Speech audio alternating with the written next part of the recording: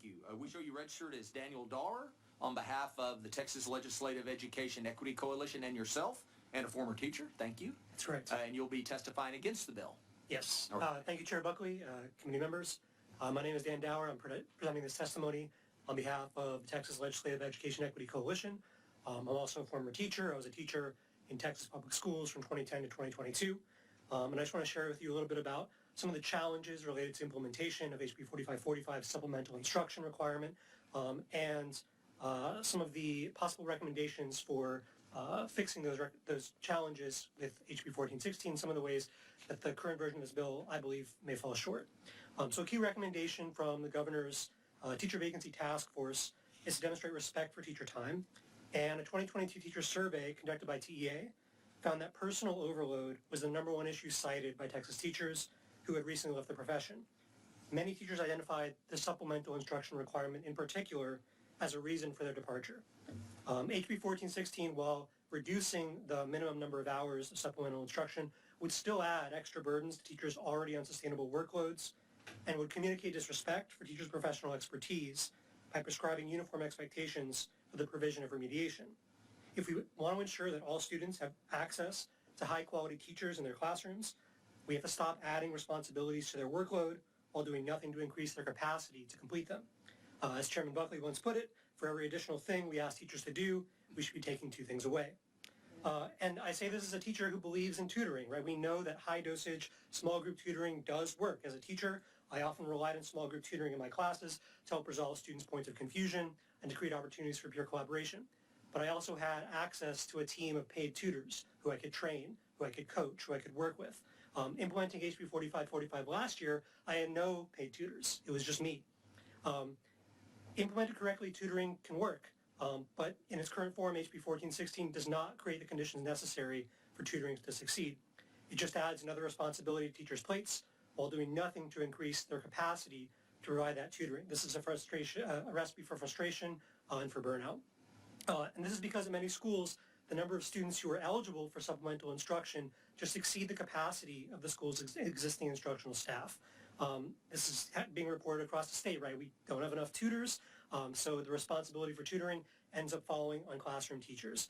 These teachers end up having to pull small groups of students from a larger section that they're also tasked with supervising. That was the case for me all of last year. Additionally, teachers have to prepare for and document these tutoring sessions, further straining already limited time available for lesson preparation, grading, and professional collaboration. And I can tell you it was a major challenge to find time to complete all of these additional expectations on top of everything else that I did to help my students succeed. Additionally, there's not enough flexibility built into this bill in its current form. The current charge to create accelerated education plans for all students, it doesn't account really for individual differences in student needs or why they may have failed to meet standard on a state assessment.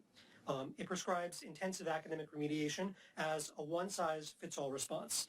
It doesn't provide resources for addressing students' mental health needs, despite the fact that we are still in the midst of a national youth mental health crisis, and research establishes a significant relationship between students' socio-emotional well-being and academic achievement. Focusing narrowly on test preparation and neglecting attention to students' other needs will only worsen their feelings of frustration and disengagement. Finally, parents and guardians should be involved in the development of their children's accelerated education plans, not just receive a copy of this plan after it's already been written. Parents are key partners in their children's education and should be treated like key partners. They can provide valuable insights about why their children might have struggled, right? What types of support they might benefit from, and what types of tutoring can be best suited to their students' needs. So a few recommendations. First, I implore you to continue finding ways to reduce educator workload, providing schools with resources and staff, tutoring staff, that they need to implement supplemental instruction without continuing to disproportionately burden teachers. Second, schools need flexibility to determine the type and the amount of supplemental instruction that each student needs to be successful. Right? Reducing the minimum to 15 hours helps, but it doesn't quite get us there. Right? Schools are in the business of providing intervention. Right? This is something that we know how to do. giving schools the ability to decide how many hours students need and finding strategic ways to assign tutors or whatever forms of support students need according to those students' needs is more effective than a flat 15-hour requirement, right? And the setting can change too, right? A small group setting of 1 to 3 or 1 to 4 might work best for some students, but some students might need individual tutoring. Some students might work best in a large group setting, right? Schools should be able to adjust. Dawer, I need you to wrap it up. I'll wrap it up. And finally, find a way to involve parents in the process of developing these plans. Thank you. All right, members, questions for this witness? All right, Representative Hinojosa. Thank you for your testimony. I share your frustration. It seems like we have these high stakes accountability consequences for districts when they don't meet the STAR, but then we're telling them this is exactly what you need to do to meet the STAR. So it's almost like, well, then if they don't, then should we be taken over or shut down instead of the schools or the school districts? So we try to control not just the output, but the inputs too. And I share your frustration, but this bill helps to make it better. And so I wanted to, and I appreciate you pointing out that we could use more resources, and you mentioned more bodies in the classroom, and it ties into what, in my mind, what Chairman Dutton said about maybe retired teachers and how do we get more adults, qualified adults, in the school to help with some of these problems. And so I'd like to explore that with you and the author. But I also think it's important that we've been talking here about getting data on the effectiveness of this. And as we engage in those conversations, you reminded me that we have to be careful. Data is important, but oftentimes the way we choose to get there is by requiring more of our teachers to document what they do on top of all of the other things they have to document, which is more paperwork. So I appreciate you focusing us in on making sure we don't lose sight of reducing extra paperwork and burden on our teachers in exchange for more data. So thank you for weighing in. I do want to say that this bill does help to get us to a better place, and so, but I hear your concerns. Thank you. Thank you. All right. Members, Representative Tallarico. Thank you, Mr. Chairman, and thank you for your testimony. Every teacher roundtable that I've been a part of over the last 2 years, I try to ask what the biggest challenges that our educators are facing, what's holding them back from doing the best work of their lives. And the number one answer is actually not pay, it's not compensation, it's not benefits, it's time and capacity. So I really appreciate you centering that in your testimony. I feel like that's a big part of this conversation that we're having. I'm curious about, because your recommendations are great, but to try to get more specificity, what is the role of like the kind of the instructional aid in a classroom or a paraprofessional? Because it seems like that's what we're talking about, is how can the legislature actually put boots on the ground, because that's what's needed. Usually when we hear a cry for help from educators, and we respond with micromanaging and requirements and paperwork, as has been mentioned. So curious about what that role would look like in your experience in a classroom if we were to really invest in those kind of support staff roles in a classroom.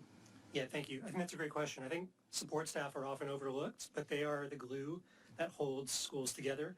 The instructional aides aid with instruction, right? And they provide a lot of flexibility in the classroom for teachers to be able to do things like pull a small group, to be able to work one-on-one with a student, to be able to use flexible seating and grouping arrangements in their classes.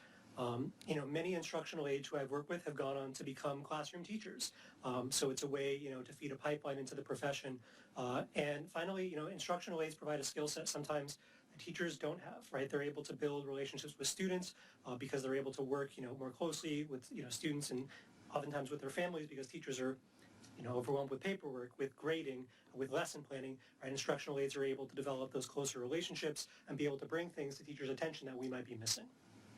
Yeah, and the other thing I really appreciate you talking about is the distrust between policymakers here in this building and the practitioners in the field. Because I think most industries, you recruit and retain the most talented people that you can get. You pay them a lot of money, and then you give them freedom to do what they do best, right? That's, I think, how most successful organizations or companies operate. We do the exact opposite, where we don't pay very much, and then we end up putting all these kind of requirements to micromanage what you're doing. So it's low pay, high control, which I don't think any other expert in any other industry would recommend as a model for success. So I'm glad that you've pinpointed that distrust. Would love to hear you just comment on how you see that being the kind of core problem that 4545 is exacerbating. Yeah, I mean, every student's needs are different, and identifying what those needs are and how they should be addressed is an extremely complex task, especially when you have 150 different students that you're trying to do that, right? So providing any kind of one-size-fits-all solution to any type of educational problem, you're going to encounter students who it doesn't work for whatever reason. So I think, what professional trust for teachers means trusting professional judgments about what students' needs are, how those needs might best be addressed, and giving teachers flexibility to be able to try different things to find ways to address those needs.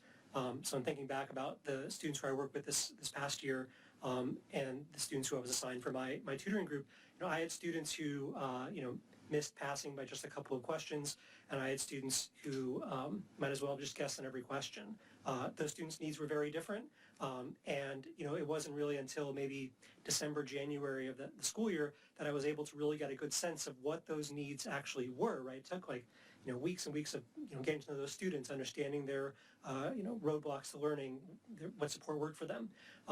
But we got there, and so a lot of those students who I worked with over the course of the year, they did show progress over the course of the year, and that takes time, and it takes the ability to have flexible solutions that are not one size fits all.